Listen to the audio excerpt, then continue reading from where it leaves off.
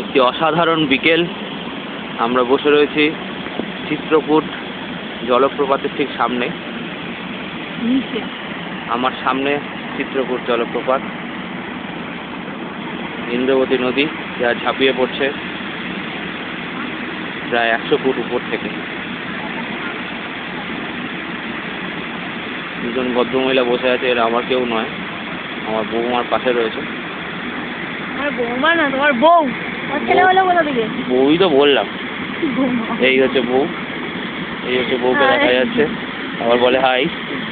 বলুন কেমন লাগছে? সকালে একবার বলেছে, আর বলবো না, আবার বলতে হবে। আবার বিকেলটা কেমন লাগছে বলতে হবে। দারুণ, অসাধারণ, খুব ভালো লাগছে।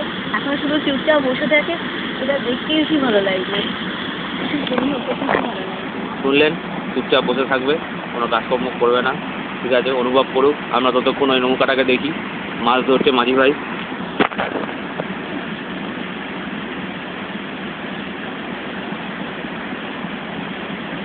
ও মাঝি ভাই, যাও কোথায়?